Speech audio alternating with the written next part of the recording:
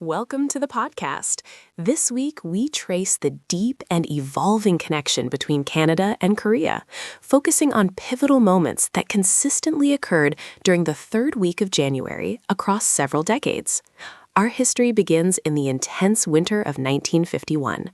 As the Korean War raged, the Canadian military was preparing for Operation Killer. Toronto and the surrounding Ontario region served as key centers for recruitment and training, notably for units like the Princess Patricia's Canadian Light Infantry.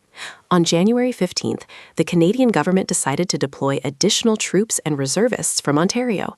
This serious commitment was underlined by a discussion within the Toronto City Council, where officials stated that peace in Korea was considered an extension of North American security, a phrase that explains why Canada sent the third largest contingent of UN troops.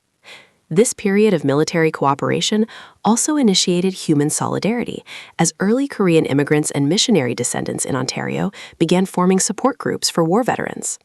12 years later, on January 14, 1963, the wartime bond was formalized when official diplomatic relations were established in Ottawa.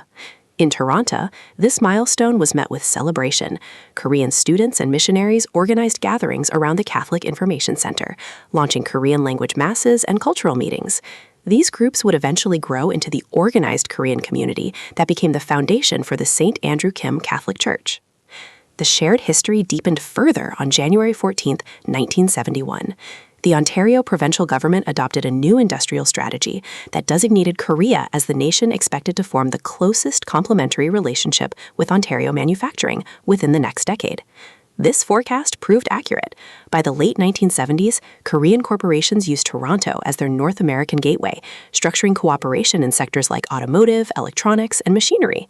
This era also saw a rapid expansion of research collaboration between the University of Toronto and major Korean universities, cementing the relationship across both industry and academia. Finally, we moved to the end of the century.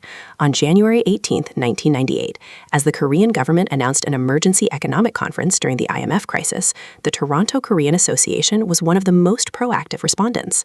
Leveraging Toronto's growing strength as a center for finance, IT, and education, the association built a systematic network to aid the Korean economy.